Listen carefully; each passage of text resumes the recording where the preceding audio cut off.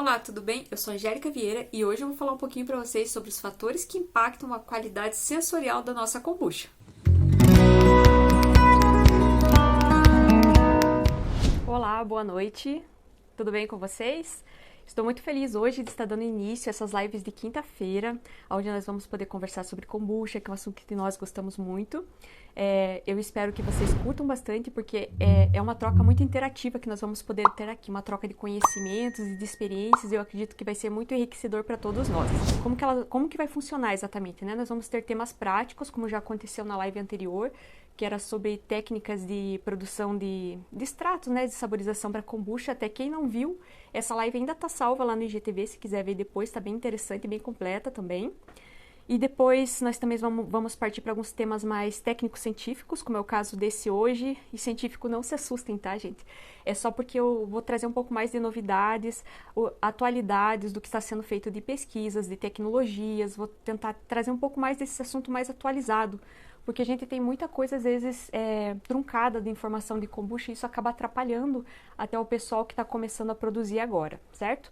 E também eu pretendo trazer, às vezes, alguns convidados sobre alguns temas específicos aqui, para auxiliar-nos, né? Temas de saúde, ou até mesmo de extratos, tentar trazer algumas pessoas diferentes, assim, para agregar tanto para vocês como para mim no conhecimento, tá bom? Então, gente, só uma frase que eu quero deixar aqui antes de começar, é que quando nós temos conhecimento, nós temos poder de decisão. Então, sempre eu vou trazer esses assuntos baseados muito em microbiologia, química, bioquímica, dentro desse processo fermentativo. E vou tentar fazer isso da forma mais suave possível, mais didática possível, porque ninguém aqui precisa ser expert nesses assuntos. Então, eu quero só que vocês entendam que o passo a passo, sim, é muito importante quando a gente está começando. Eu também comecei assim. Inclusive, quem for iniciante aqui, tem na minha bio um link com o meu e-book gratuito do passo a passo inicial para quem está começando. Mas, enfim, esse passo a passo é só quando a gente está começando. Depois que a gente aprende a fazer a kombucha, a gente precisa um pouco mais adiante para poder agregar mais qualidade na nossa bebida, colocar mais a nossa personalidade e ir avançando nas técnicas, né? E melhorando tudo isso. Então, quando a gente tem conhecimento, a gente consegue olhar para um processo, se está dando alguma coisa errada, e tentar enxergar ali o que tem de errado. E se você só segue um passo a passo, por exemplo, tantos dias de fermentação, tantas gramas de chá, tantos gramas de açúcar, você nunca melhora esse processo. E às vezes, do verão para o inverno, você já vai ter uma diferença e não vai ter uma kombucha boa, né? Então, isso é muito importante. E é isso que eu quero tentar trazer nesse projeto, agora com essas lives. Eu acho que vai ficar mais fácil a gente tendo esse contato, tá bom? Então, o tema da live de hoje, gente, são os principais fatores que impactam na qualidade sensorial da kombucha. Então, essa live eu vou dividir em dois temas. Primeiro, nós vamos falar sobre esses aspectos sensoriais que são desejáveis numa kombucha de boa qualidade, como identificar isso e o que é isso. E também vou falar dos fatores que interferem, impactam, né, as nossas ações durante o processo produtivo, que vão impactar nessa qualidade sensorial final da nossa kombucha. Eu primeiro quero falar sobre os sentidos humanos, né? Nossos sentidos. Eu acho que agora, eu falando, vocês vão se imaginar e sentir junto comigo isso que eu vou explicar aqui agora, tá bom? Quais os sentidos que nós, como seres humanos, acionamos quando nós vamos tomar uma kombucha? Eu acho que o primeiro que vocês têm, se eu mostrar essa minha kombucha aqui para vocês, qual que é o primeiro sentido humano que vocês têm acionado? É o sentido da visão, né? Então, a primeira coisa que nós temos quando nós vamos degustar uma kombucha são os aspectos que nos acionam relacionados à visão. Então, isso está relacionado ao quê? A turbidez, né? Se a kombucha ela é límpida, clara, clarificada, se ela tem cor, se ela tem carbonatação, né? Que são essas bolhas visíveis. Também, se ela tem a presença daqueles biofilmes ou agregados de leveduras que às vezes ficam dentro da garrafa, na parte superior, que muitas pessoas não gostam desse aspecto, né? Para muitas pessoas é indiferente, mas muitas acham isso um aspecto meio nojento até, não curtem isso. Também excesso de sedimentação no fundo da garrafa, também pode ser um aspecto relacionado à visão. O segundo sentido que nós temos quando vamos tomar uma kombucha, por mais estranho que pareça, é a audição, não é? Quem aí que faz kombucha em casa, que não curte quando você vai abrir uma garrafa, né? Como eu abri a minha aqui, faz aquele tss, né? O barulhinho que você percebe que ela tá bem gasificada, que carbonatou, que deu certo. Para quem faz kombucha em casa, isso é realmente um prazer. É um segundo sentido seu que é acionado quando você vai tomar a kombucha, né? O momento que você abre ela e percebe que deu certo a tua carbonatação. O terceiro sentido nosso, que é acionado é o olfato. O momento que você está servindo ali a kombucha, né, que você sente são os aromas. Isso já estimula até o teu paladar para você... muito bom. Até para você, já estimula o teu paladar para você sentir, você já sente aquela vontade de tomar bebida, né? São esses aromas frutados, dos ésteres, são os ácidos orgânicos característicos da fermentação da kombucha que já nos dão aquela vontade e o desejo da bebida. E temos então, por fim, quando tomamos o paladar, que daí é uma mistura na boca, incluindo ali os ácidos, o doce, né, o doçor, o açúcar residual que está ali, também o amargo e adstringente que pode estar presente devido tanto à cafeína, aos polifenóis do chá, presença de um residual de álcool também pode dar essa característica. E por fim, o último que é acionado é o tato. Sim, o tato, porque na língua nós temos isso para o caso de uma kombucha carbonatada, tá? Que ela tem a presença do gás carbônico e ele dá essa quimiosensação na boca e de formigamento na língua que dá esse prazer gostoso da bebida carbonatada, né? Refrigerada. E agora eu vou perguntar para vocês, então. Gente, existe um padrão no preparo da kombucha? Vocês acham que existe esse padrão para seguir uma receita e dar tudo certo? Não, né? Não existe. Todo mundo que já começou a fazer kombucha já se deparou e percebeu que não tem. O que nós temos são valores de referência, tá? É uma faixa que nós podemos utilizar como referência. Então eu vou falar algumas delas aqui, só como a título de curiosidade até mesmo, né? Então, a sacarose, que é o açúcar, é utilizado em torno de 50 a 100 gramas por litro. Aí vai muito do paladar, da característica que cada um quer dar para sua bebida. A erva, que é a Camellia sinensis, que normalmente a gente utiliza o chá verde ou chá preto, é utilizada de 2 a 10 gramas por litro.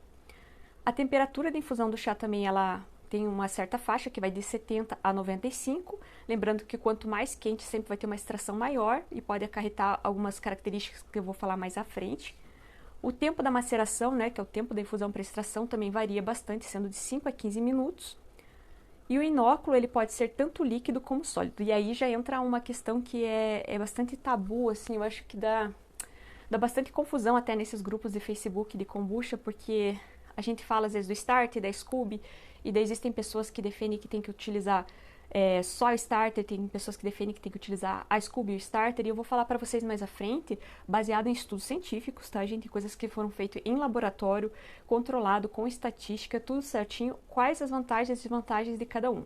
Mas basicamente, né, o nosso inóculo líquido, que seria o starter, ou algumas pessoas também chamam de chá de arranque, a gente utiliza em uma concentração de 10 a 20% do volume total, e o inóculo sólido, que seria a Scooby, que é aquele biofilme de celulose que se forma, utiliza em torno de 25 a 100 gramas por litro, tá? E ainda falando um pouquinho sobre as culturas. Não existe, gente, uma única cultura de kombucha. Então, o que existe de comum entre as culturas é que todas elas são uma base de uma simbiose entre bactérias acéticas, leveduras e algumas vezes bactérias láticas, porque nem toda cultura vai ter a bactéria lática, tá? O que todas têm são leveduras e as bactérias acéticas.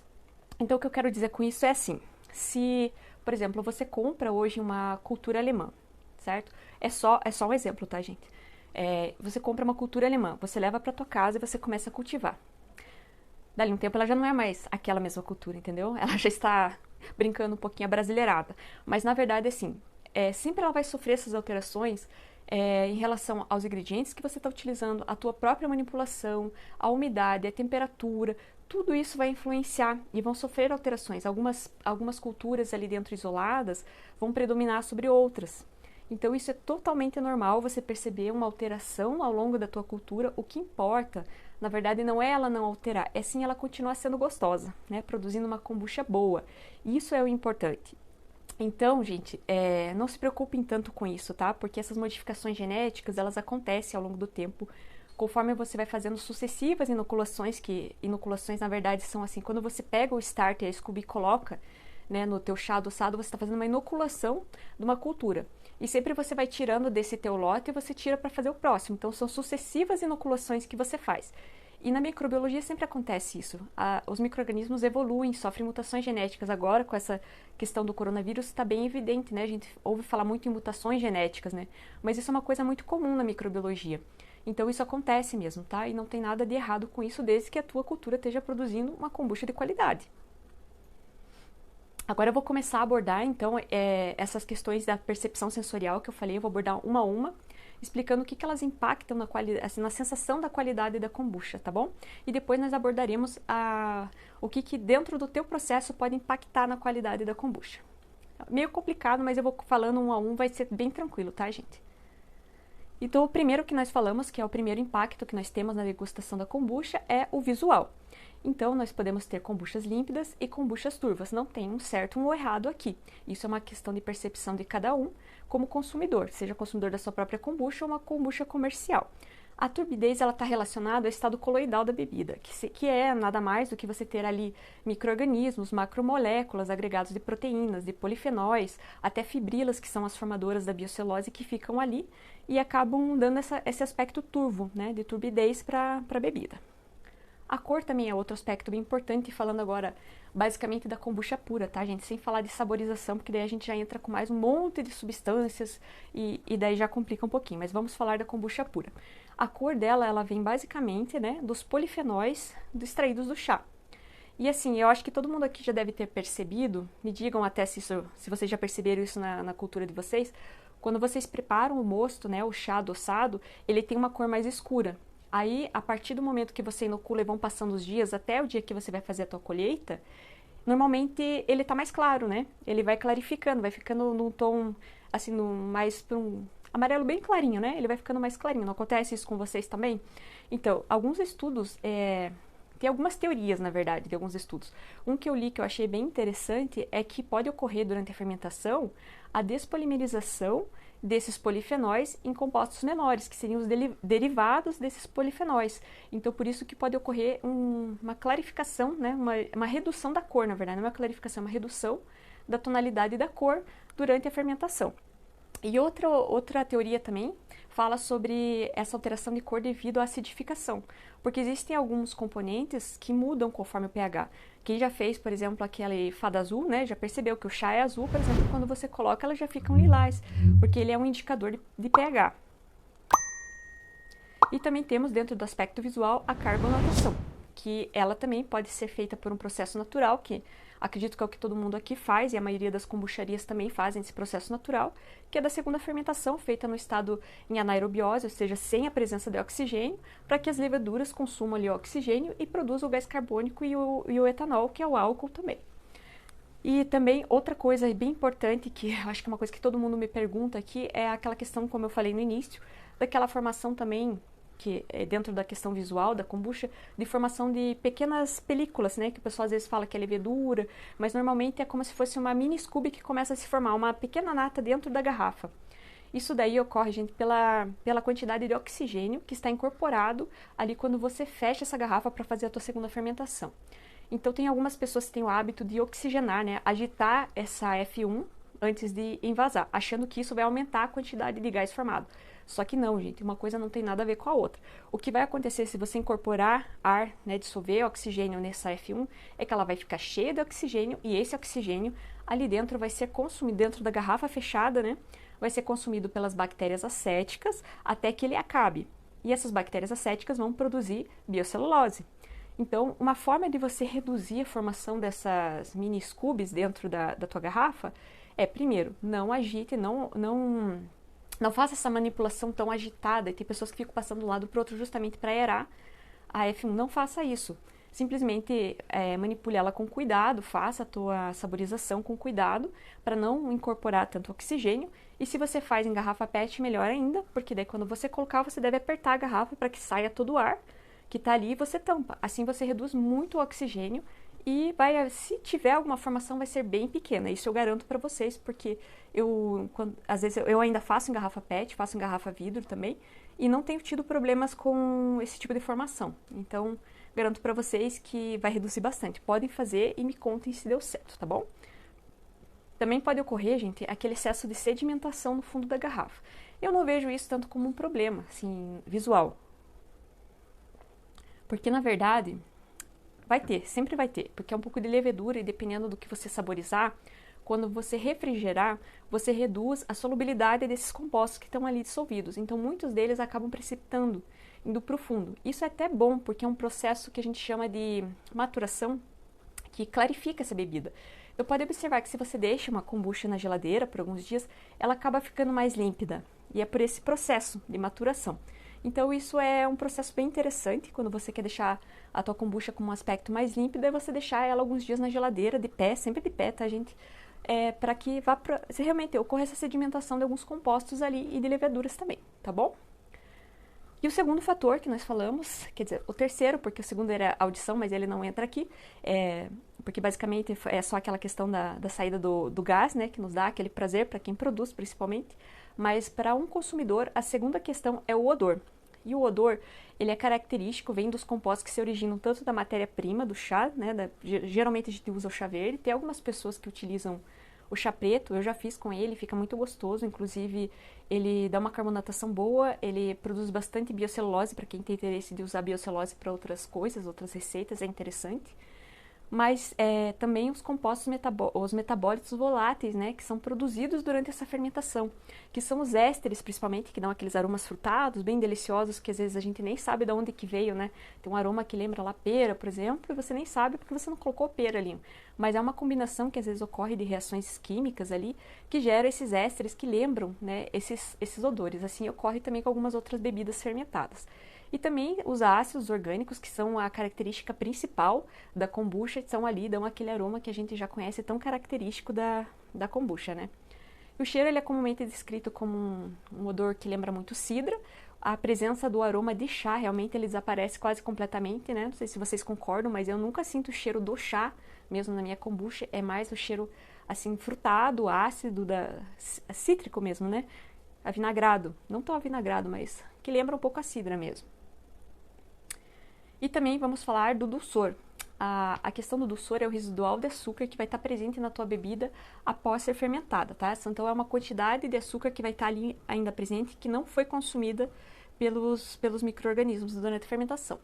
E esse residual ele é determinado basicamente por dois fatores. Primeiro é a quantidade que você vai colocar de açúcar no teu mosto, né? No teu chá adoçado quando você for preparar para começar a tua fermentação. E o segundo é o nível da tua fermentação, ou seja, o quanto que esses micro-organismos estão consumindo desse açúcar. Então, assim, normalmente, quanto mais longa for tua fermentação, menos residual de açúcar terá. Mas vamos colocar um exemplo de uma fermentação que você preparou um mosto com 50 gramas por litro de açúcar e você fez a fermentação corretamente e fez a colheita da tua F1 no tempo correto. Então, você tem que imaginar, estatisticamente falando, através de pesquisas, né, que eu li, que em média é consumido 50% do açúcar quando você faz a colheita no período correto. Então, se você iniciou lá com 50 gramas por litro e colheu no período correto, você vai ter em torno de 25 gramas por litro de açúcar residual do dulçor na tua F1, tá? Então, é mais ou menos esse cálculo que vocês podem fazer. E quanto à acidez, gente, os ácidos orgânicos mais presentes na nossa kombucha, eles são produzidos pelas bactérias acéticas. E alguns deles podem ser também, mas a gente não pode, quer dizer, eu não posso deixar de falar, também negligenciar, os ácidos que são provenientes de alguns metabólitos também das leveduras e, como eu já falei, das bactérias láticas, que podem estar presentes em algumas culturas, não todas, tá? Então, algumas culturas têm essas bactérias, e então pode ter um aumento da acidez por conta dos ácidos produzidos por essas bactérias também. Então, os principais ácidos orgânicos que nós vamos encontrar na kombucha é o ácido acético, que é o principal, que todo mundo já conhece bem, o ácido glucônico, o ácido glucurônico, que são produzidos pelas bactérias acéticas. Aí nós poderemos ter alguns outros ácidos secundários que podem ou não estar presentes, dependendo da tua cultura, e se estiverem presentes vão estar numa concentração menor do que esses outros que eu acabei de citar, que é então ali o ácido málico, o ácido succínico e o ácido lático, tá? Esses nem sempre estarão presentes. E a acidez, ela pode ser mascarada, gente, pelo açúcar. Então, se você começa uma fermentação com uma quantidade muito grande de açúcar, às vezes você vai colhendo um pH super ácido, sei lá, 2,8, por exemplo, 2,5, e você não vai perceber essa acidez na hora que você está colhendo. Ela vai parecer que está boa porque ela está sendo encoberta por esse açúcar, mas ela está super ácida. E você fazendo a F2, depois, quando consumir açúcar lá na F2, você vai perceber uma bebida extremamente ácida. Então é muito importante essa questão de saber colher também no período correto. Já o amargor, ele também pode ser mascarado pelo açúcar, só que ele já é proveniente mais no preparo do mosto, porque o amargor normalmente ele vai estar relacionado tanto a cafeína como os polifenóis provenientes da extração do nosso chá. Então, ele é o fator determinante, né? O chá, o preparo do chá é o fator determinante para a gente ter uma bebida com amargor ou sem amargor. Então, é muito importante isso, porque às vezes já aconteceu comigo também, principalmente de utilizar chá errado, fazer infusão errada, temperatura errada, até é normal, gente, é assim mesmo, tá? Você vai testando, e é por isso que eu falo que a gente tem que conhecer o nosso processo, conhecer as variações que podem ter, para que a gente possa ajustar isso, tá? Mas, basicamente falando, o que a gente pode falar da etapa do preparo do chá, o que nós temos que observar, né, que pode influenciar nesse amargor, é a concentração, ou seja, quantos gramas por litro você vai colocar desse chá, qual a qualidade e o tipo desse chá. Por exemplo, se é um chá de folha cortada, ele vai extrair mais fácil, vocês não concordam? Então, eu não posso deixar um chá de folha cortada, por exemplo, no mesmo tempo de infusão de um chá de folha inteira, porque ele vai extrair muito mais os polifenóis, a cafeína, e vai ficar amargo. Então, a gente precisa realmente cuidar com isso. O tempo e a temperatura de infusão são importantíssimos também, tá? Eu não tenho como falar para vocês, olha, façam determinado tempo, determinada infusão, porque, como eu disse, é uma questão que às vezes você tem que ajustar. Por exemplo, reduzir, por exemplo, você deixa na mesma temperatura, mas você vai fazendo com tempos de infusões diferentes, o mesmo chá, para você perceber qual seria o tempo adequado para o chá que você tem. Né? Então é uma questão de testar. Eu quero só que vocês entendam que essas variações no processo fazem muita diferença.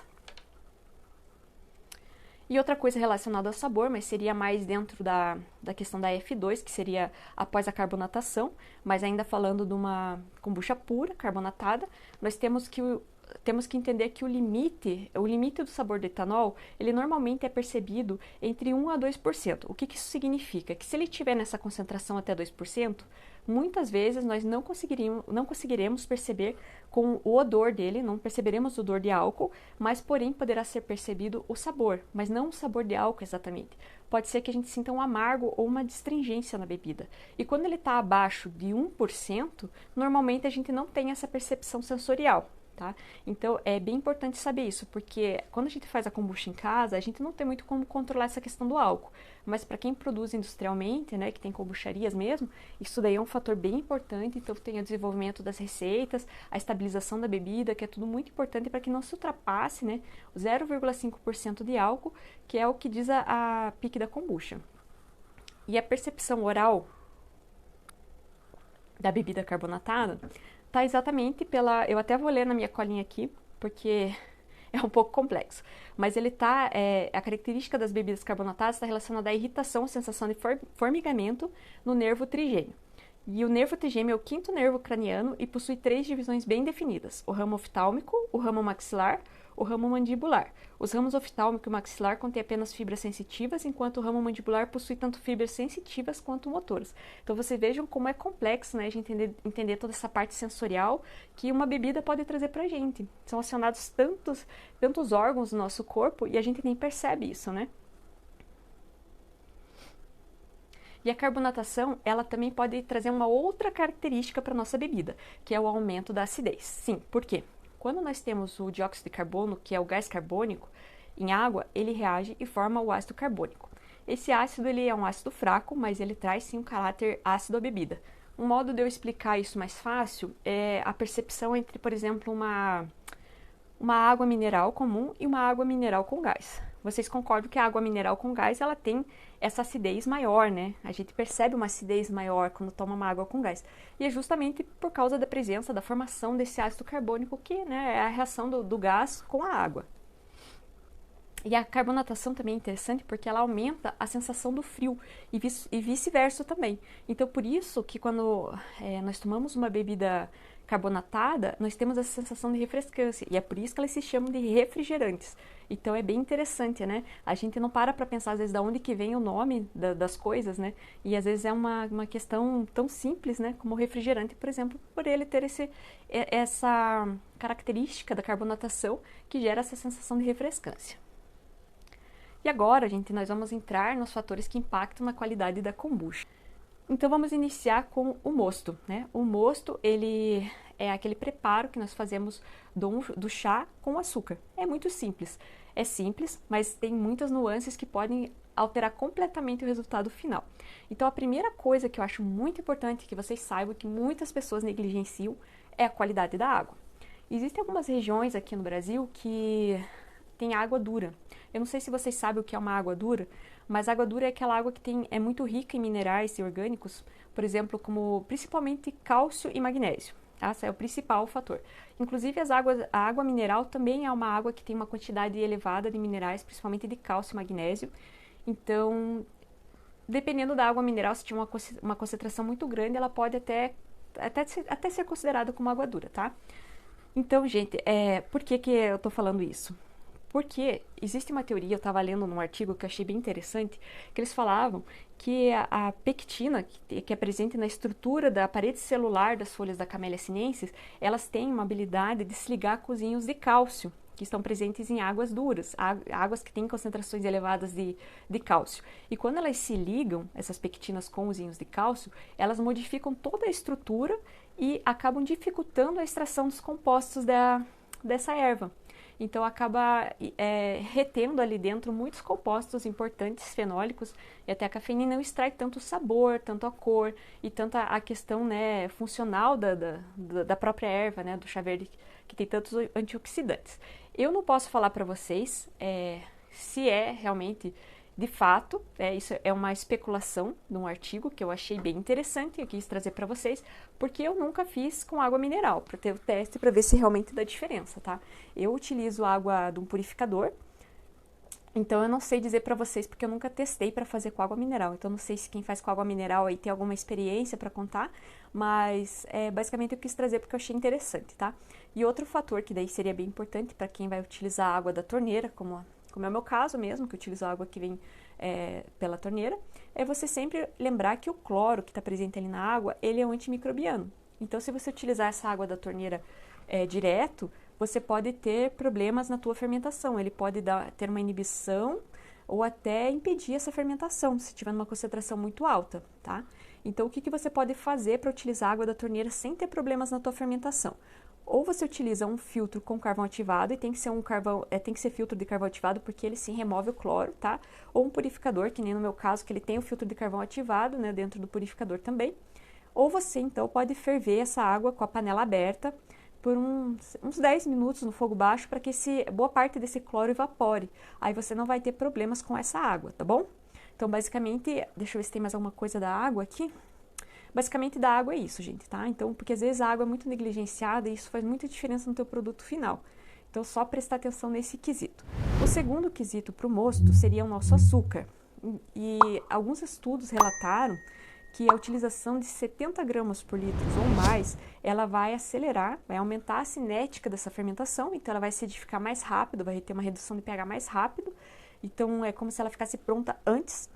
E também estimula o crescimento dessas bactérias, óbvio, né, porque está aumentando essa fermentação, e favorece a produção da biocelulose. Eu não acho isso tão interessante, porque quando a gente acelera um processo, você perde muito nos compostos produzidos. Eu gosto de utilizar 50 gramas por litro de açúcar, mas isso é uma preferência minha, porque eu gosto de ter esse desenvolvimento melhor dos aromas dentro da fermentação, sem acelerar ela. Até porque aqui Curitiba é muito fria, então mesmo no frio tudo, eu continuo utilizando 50 gramas por litro de açúcar. E até porque eu acho que daí no final eu tenho uma bebida mais fácil de eu utilizar para saborizar, porque eu sei que está com baixa concentração de açúcar, então fica muito mais fácil na hora de eu calcular o que eu quero saborizar, como que eu quero a minha carbonatação. Então eu particularmente prefiro isso, mas não tem nada de errado, gente, você utilizar concentrações maiores. Isso é uma questão de paladar, até porque algumas pessoas preferem uma bebida mais seca, outras preferem uma bebida mais docinha no final, e não tem nenhum problema, gente, tá? Não tem um parâmetro que é correto aqui, não. E, por fim, né, quais os açúcares que nós devemos utilizar? Então, normalmente utilizamos ou demerara, cristal ou açúcar refinado de mesa mesmo, tá, gente? Não dá para ficar utilizando melado, mel ou então o açúcar mascavo. Por quê? Porque eles contêm outras substâncias além do açúcar ali, que podem interferir na tua fermentação. E tem que lembrar que eles são alimentos com alta atividade de água, eles têm muita umidade, então eles têm uma microbiota ativa, que está viva ali. Então você vai estar adicionando uma microbiota, adicionando não, né? Tipo, colocando uma microbiota nova junto com a tua microbiota da kombucha. Isso vai poder ter alguma alteração e pode não ser uma alteração boa. Então, não utilize esse tipo de de açúcar na tua primeira fermentação. Se você quiser colocar na saborização, tudo bem, não tem problema. Mas na primeira não utilize, porque você pode ter uma surpresa bem desagradável. Ó, a Marciele aqui tá falando que lá na casa dela a água é dura e ela já percebeu que o chá verde não dá uma boa kombucha. Ela usa o hibisco e fica uma delícia. Sim, pode ser que tenha a ver exatamente isso que a gente viu naquele estudo ali. Eu não sei, né, dizer como que seria o comportamento do hibisco, né, em relação à água dura, mas pelo que você falou, parece não ter tanto problema de extração assim. Até porque o hibisco, ele é bem ácido, né, ele produz uma bebida bem ácida, então pode ser que não interfira tanto como o chá verde na extração à água dura. E agora eu vou falar um pouquinho sobre os tipos de inóculos que nós podemos utilizar. Nós temos então o starter, que é o chá de arranque, e também temos a scooby, que é aquele biofilme de celulose que se forma. Alguns estudos, alguns artigos científicos que eu peguei, falavam de ter feito alguns testes com 3 tipos de inoculação. A primeira utilizando starter mais scooby, a segunda somente starter e a terceira somente scooby.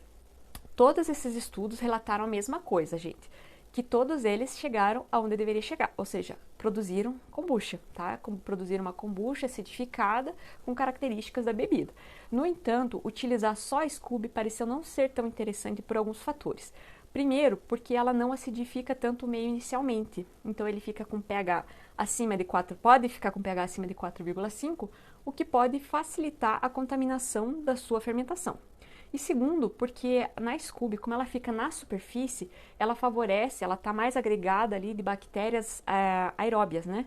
Vai ter pouca variedade dos outros micro-organismos que estão ali no starter, que estão na F1, na verdade, né? Dentro do teu fermentador, que estão ali mais no fundo, que é um meio mais anaeróbio, como as leveduras, e se você tiver bactérias láticas também é essa situação. Então, só utilizar Scooby não é adequado.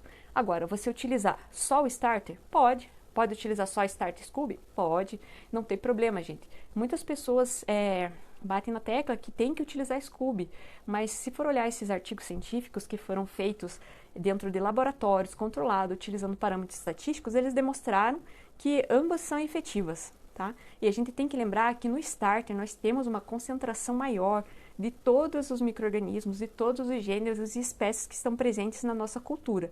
Já na Scooby, nós vamos ter uma prevalência das bactérias acéticas, tá? Então, você pode até fazer sem a Scooby, mas você não pode fazer sem o Starter. O Starter é fundamental, tanto por essa variedade de micro-organismos que você tem ali e uma concentração elevada deles, como também ele funciona acidificando o meio e assim protegendo da contaminação externa. Então, assim, a única coisa que você não pode fazer é começar um cultivo sem o starter, certo? Então você pode usar starter, pode usar starter Scooby, mas não use só a Scooby, que pode dar ruim. A quantidade dos inóculos. Então, normalmente o starter ele é utilizado entre 10 a 20% do volume total e a Scooby de 5 a 20% em peso. Normalmente o pessoal pesa Scooby. Eu já utilizei muito Scooby, hoje eu não estou mais utilizando, eu me adaptei bem a fazer a fermentação só com starter, porque eu achei mais prático, né? No meu caso, achei mais prático.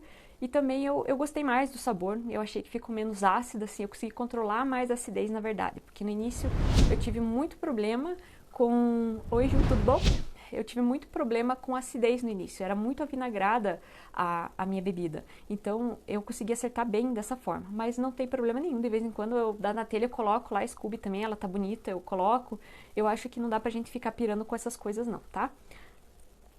E só para vocês saberem do que é a Scooby, né? Quem é a Scooby? A Scooby ela é um biofilme, tá? É polimérico feito de exopolissacarídeos, que são produzidos pelas bactérias acéticas, e elas produzem ele com uma finalidade de favorecer a permanência delas, a sobrevivência delas naquele meio.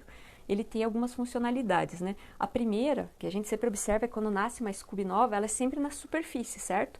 Por quê? Porque essas bactérias acéticas, elas precisam de oxigênio para sobreviverem. Então, elas precisam estar mais na parte superior. E às vezes nós temos até um fermentador que é profundo, né? Então, elas acabam fazendo esse biofilme em cima para que elas possam ficar aderidas nessa superfície sólida, facilitando a troca, né, de oxigênio que elas precisam para manter a sua sobrevivência, né, fazer suas funções metabólicas. E também ele serve para impedir, né, uma barreira física para impedir a contaminação e também uma barreira física para impedir a entrada da luz UV, porque a luz UV ela é bactericida. Então os micro-organismos são, né, evolutivamente, eles conseguem criar maneiras para conseguir manter a sua sobrevivência e vão evoluindo. Isso é evolução, né? Não tem como a gente negar isso, gente. As bactérias que ficam ali aderidas na SCOBY, nós chamamos elas de bactérias sésseis. Então, as bactérias sésseis são aquelas que ficam aderidas numa superfície sólida, como, por exemplo, as que estão aderidas na SCOBY. E já aquelas bactérias, aqueles micro-organismos que estão ali na tua F1, né, na tua fermentação, são as planctônicas, que são aquelas que estão em suspensão no líquido. Então, por isso, nós já conseguimos enxergar, né, nesse aspecto, que o starter ele é muito mais rico, falando microbiologicamente, porque ele vai ter muito mais espécies ali, porque as bactérias acéticas não vão estar só na superfície, uma parte delas estará lá, elas estão no meio todo, e ali também no meio nós temos muitas leveduras, podemos ter bactérias láticas, então o starter ele é muito mais rico em questão de variabilidade e concentração de micro-organismos.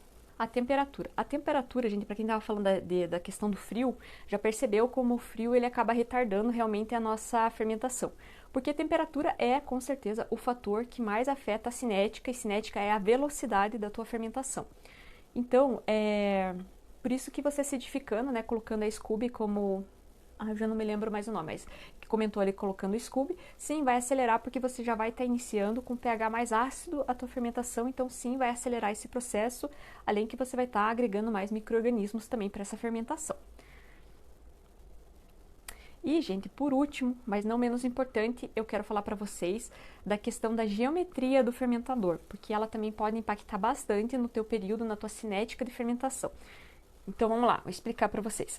Se nós temos, por exemplo, o frasco, né? Quanto maior o diâmetro, né? O diâmetro do frasco, ou seja, toda aquela superfície que nós temos em contato com o ar do frasco for maior, nós vamos ter um aceleramento, um aumento na velocidade da fermentação. Por quê? Porque justamente vai ter como é que eu posso explicar?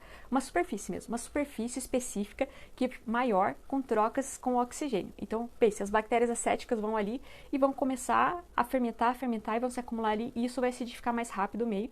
Então, a tua fermentação vai ocorrer mais rápido, tá? Então, a geometria é muito interessante isso, né? Porque é uma coisa que a gente não ouve falar tanto. Mas quanto maior a superfície, a área, né, que você tem em cima do teu fermentador, mais rápida vai ser a tua fermentação. Isso é interessante para que às vezes a gente possa tomar algumas medidas assim mais estratégicas em relação à temperatura, para quem, por exemplo, mora numa região mais fria e quer de repente uma kombucharia, alguma coisa e não ficar às vezes tendo tanto gastos com aquecedores, não sei bem como que funciona nessa parte, mas, por exemplo, você investir às vezes nessa questão de fermentadores mais largos, né, mais amplos, e para quem mora em regiões quentes também, se você tiver um fermentador mais estreito, mais profundo, você não vai acelerar tanto a tua fermentação. Então é só uma questão bem importante e bem interessante.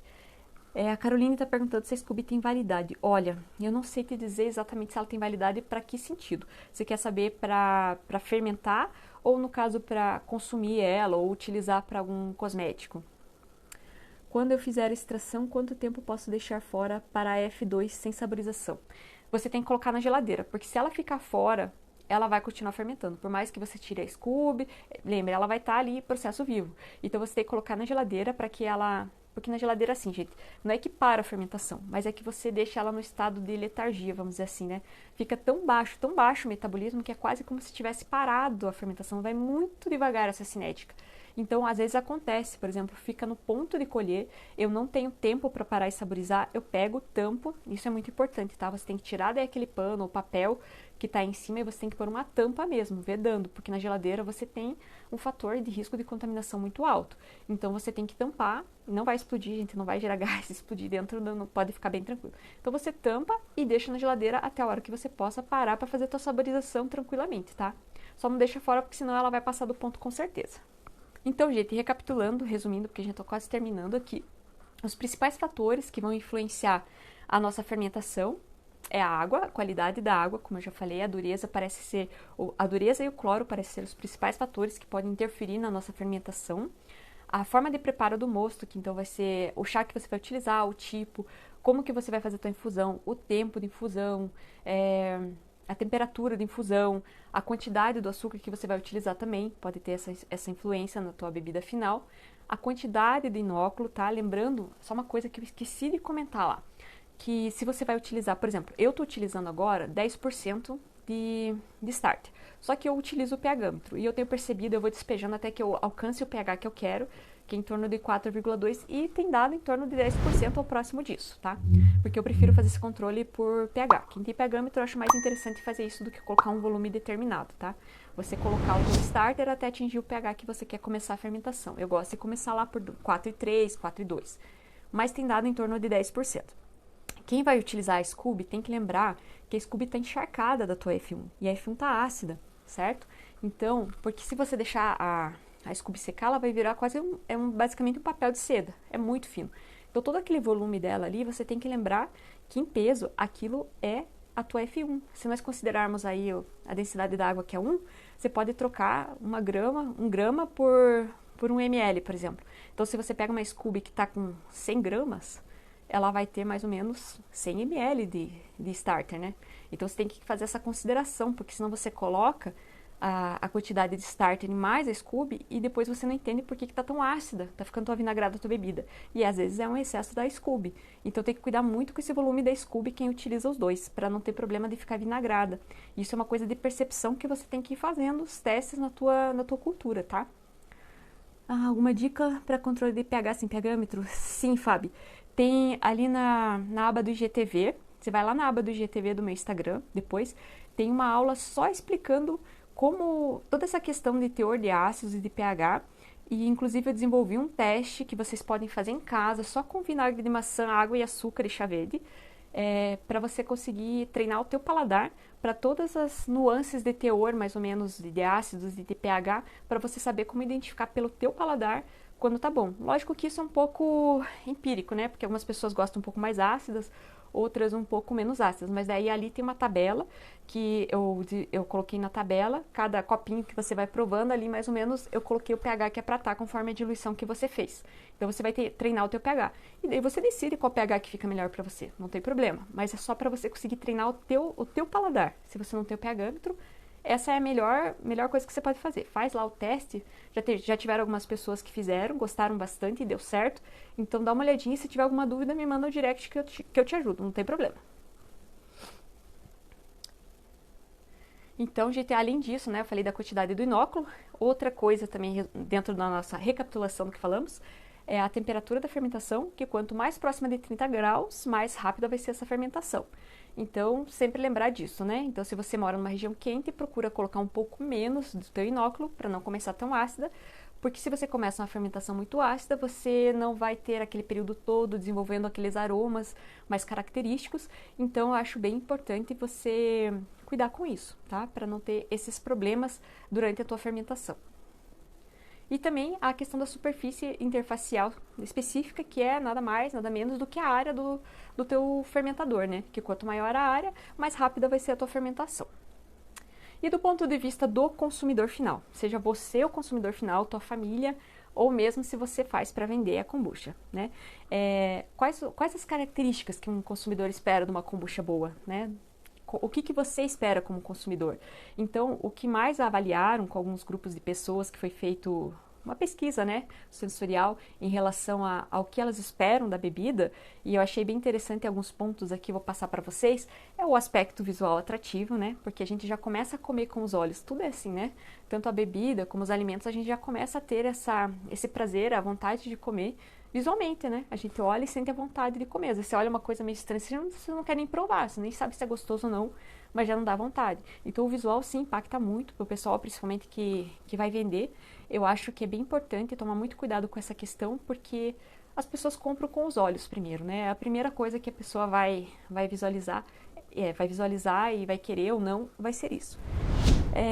Perfil de aromas e sabor agradável também. Muitas pessoas, eu acho que já aconteceu com todo mundo, já aconteceu comigo, tenho certeza que já aconteceu com vocês, de fazer uma kombucha e quando você abre ela tá com um cheiro horrível, né? O que a gente chama de off flavor. Às vezes um cheiro de queijo, um cheiro de podre, um cheiro sulfuroso. isso acontece, tá? E às vezes não tem muita explicação fácil de se achar, né? Às vezes são algumas coisas que a gente mistura que realmente não dá certo, acabam reagindo e formando alguns ésteres que dão esse odor ruim.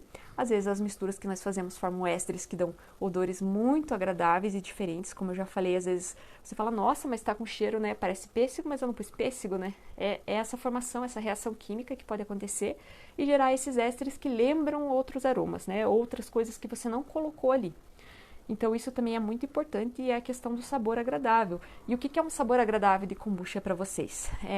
Para mim, tem que ter o sabor do que eu adicionei ali. Eu gosto de sentir o sabor do que eu adicionei, mas eu gosto de sentir o sabor da kombucha.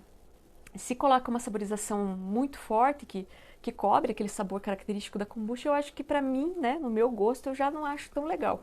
Eu gosto de perceber que eu estou tomando uma kombucha, né?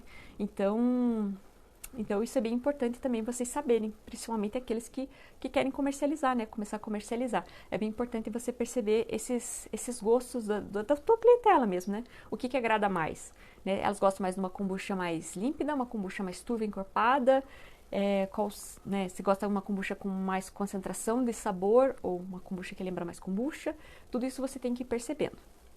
E também o equilíbrio entre a doçura e a acidez, porque não adianta nada você tá com uma bebida super ácida e super doce. Não vai dar para perceber que tá ácida, mas gente, adianta ter tanto açúcar numa bebida saudável, né? São questões que a gente tem que parar para pensar.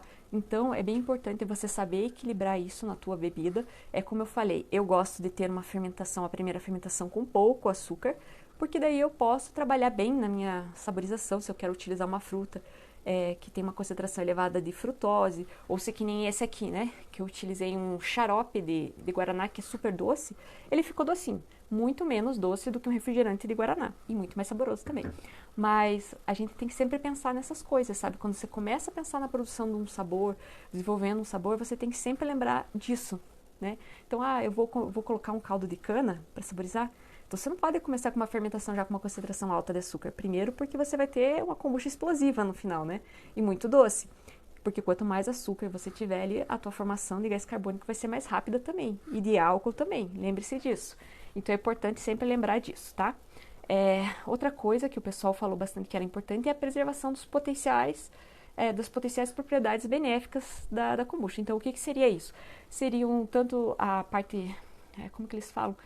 Funcional, biofuncional, né, que é proveniente aí do chá verde com os polifenóis, antioxidantes, toda essa parte que já é bem estudada, e também a função, eu digo uma função, tá, gente? Função probiótica, que a kombucha possa ter.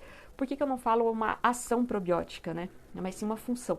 Porque nós não podemos afirmar que a kombucha é um probiótico, tá? Para você fazer uma afirmação dessa, primeiro que está fora da pique da kombucha, você não pode afirmar isso. E se você fosse produzir uma kombucha, vamos supor só, tá? Mas que fosse probiótica, você teria que fazer exames laboratoriais que comprovassem que tem espécies ali dentro, tá?